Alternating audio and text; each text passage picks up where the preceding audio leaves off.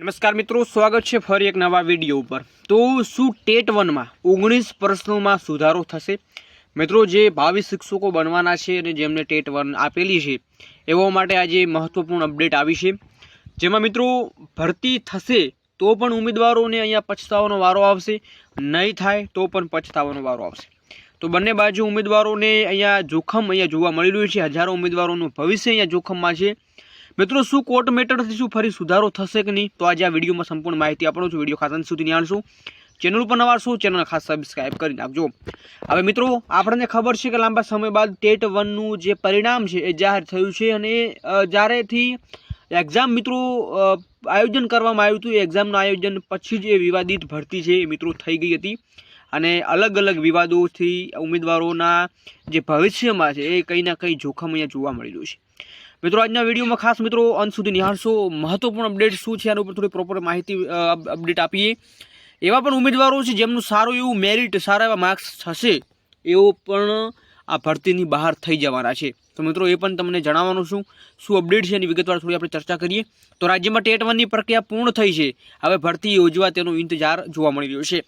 જોકે અમુક અસંતોષ દ્વારા ભરતી પ્રક્રિયામાં અવરોધ ઊભા કરવાના પ્રયાસોથી ટેટ 1 પાસ ઉમેદવારોમાં ચિંતા જોવા મળી રહી છે। તો કે રાજ્ય પરીક્ષા બોર્ડ દ્વારા ગત વર્ષ ડિસેમ્બર 2025માં ટેટ 1 પરીક્ષાનું આયોજન સુવ્યવસ્થિત રીતે આયોજન કરવામાં આવ્યું હતું। ત્યારબાદ સત્વરે તે ગતિથી પ્રોવિઝનલ તથા ફાઇનલ આન્સર કી છે જાહેર કરવામાં આવી હતી, જેનાથી ઉમેદવારોમાં સંતોષ જોવા મળ્યો હતો। જોકે હવે આ પ્રક્રિયા પૂર્ણ થયા બાદ પ્રાથમિક વિભાગમાં ખાલી પડેલી જગ્યા ઉપર સત્વરે ભરતી બહાર સત્તાવાર જે જાહેરાત પાડવામાં આવે એવી માંગ છે ઉઠી છે।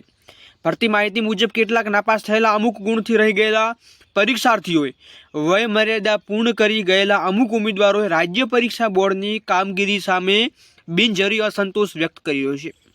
મિત્રો, અસંતુષ્ટ અને નપાસ ઉમેદવારોએ ઉશ્કેરી સમગ્ર ભરતી પ્રક્રિયાને ટલ્લે ચડાવવા અથવા વિલંબમાં મૂકવાના પ્રયાસો કરી રહ્યા હોવાનું ચર્ચાઈ રહ્યું છે। તો કેવા ઉમેદવારો છે?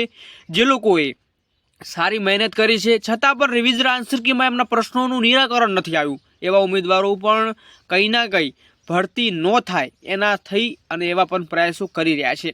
તાજેતરમાં મિત્રો સોશિયલ મીડિયા પર વહેતા થયેલા અહેવાલો મુજબ સમગ્ર રાજ્યમાંથી આંગળીના વેઢે ગણાય એટલા ઉમેદવારો વિદ્યા સમીક્ષા કેન્દ્ર જઈ સોશિયલ મીડિયામાં વહેતા થયા એવા પ્રશ્નો જોવા મળ્યા છે કે મેરિટમાં આવતા યોગ્ય ઉમેદવારોના ઉચાટ અને અસલામતી લાગણીઓ જોવા મળી હતી।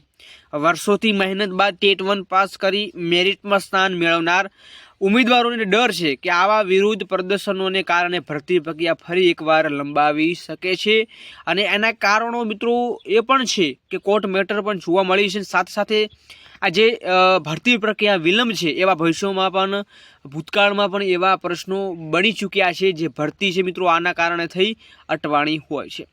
બીજી તરફ શિક્ષણ જગતમાં જાણકાર અને કાયદાકીય નિષ્ણાતોનું માનવું છે કે શિક્ષણ વિભાગ કોઈ પણ દબાણમાં આવ્યા વગર નિયમ મુજબ કામગીરી કરશે, એવી સંતુષ્ટ વિરોધ લાંબા સમય ટકશે નહીં, એવી પણ અહીંયા શક્યતાઓ જોવા મળી રહી છે। પરંતુ કેવા ઉમેદવારો વિરોધ કરી રહ્યા છે? જેમનું રિવિઝન આન્સર કીમાં પ્રશ્નોનું નિરાકરણ નથી આવ્યું, અને એ પ્રશ્નોનું નિરાકરણ આવ્યા બાદ એમને જે રિઝલ્ટ પરિણામ જાહેર કરી નાખ્યું છે અચાનક, પરંતુ કોર્ટ મેટરના કારણે એમને રિવિઝન આન્સર કી આપવી પડશે, એવા પણ અહીંયા અહેવાલો આવી રહ્યા છે। બીજી અપડેટ આપીએ કે અહીંયા તમને જોવા મળ્યું છે કે ટેટ 1માં રાજ્ય પરીક્ષા બોર્ડની જોખમથી પરીક્ષાર્થીઓમાં રોષ જોવા મળી રહ્યો છે। 19 વર્ષના છબડાથી હજારો પરીક્ષાનું ભાવિ અધિકારમય બની ગયું છે। અહીંયા તમને જોવા મળી રહ્યું છે કે રાજ્ય મંત્રીના આદેશ છતાં પણ બોર્ડે સુધારા કર્યા વગર પરિણામ જાહેર કર્યું છે। મંત્રી દ્વારા પણ અનેક રજૂઆતો કરવામાં આવી છે બોર્ડને, પરંતુ અહીંયા બોર્ડ મિત્રો કંઈ પણ સાંભળવા તૈયાર નથી। પરીક્ષાનું ભાવિ અધિકારીમય બનશે, રાજ્યમંત્રીના આદેશ છતાં પણ બોર્ડ સુધારવા કરવા પરિણામ જાહેર કરી દીધું છે। ગુજરાત સરકારના રાજ્ય પરીક્ષા બોર્ડ દ્વારા ધોરણ 1 થી 5ના વિદ્યા સહાયકોની શિક્ષક ભરતી માટે 14/10/2025ના રોજ જાહેરનામું પ્રસિદ્ધ કરાયું હતું, જે બાદ રાજ્ય અરજદારોએ ઓનલાઈન પોર્ટલથી માધ્યમથી અરજી કરી હતી, છતાં પણ અહીંયા જે પરિણામની જે રાહ જોયેલા ઉમેદવારો સાથે અહીંયા જોવા મળી રહ્યું છે કે જે પૂછાયેલા પ્રશ્નોમાં વિદ્યાર્થીઓમાં ભારે મૂંઝવણ મુકાયા હતા। આ પ્રશ્નોમાં ગંભીર છબરડા એવી પ્રિન્ટિંગ મિસ્ટેક સામે પણ આવતા વિદ્યાર્થીઓ અહીંયા અટવાયા છે।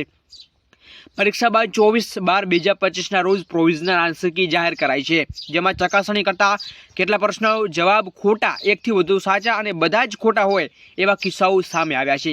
જ્યારે વિદ્યાર્થીઓ રજૂઆત કરતા બોર્ડ પરીક્ષા સામે વાધા અરજીઓ મંગાવી હતી, છતાં પણ 3 પ્રશ્નોનો ગ્રેસિંગ અને 6માં સુધારો કરી 30/1/2026ના રોજ ઉતાવળે પરિણામ જાહેર કર્યું છે। આવા વિભાગે જે પગલાં લીધા છે એ પગલાંને ધ્યાનમાં લઈ ઉમેદવારોનું કંઈ ના કંઈ ભાવિ ભવિષ્ય અહીંયા અધિકારમય બન્યું છે।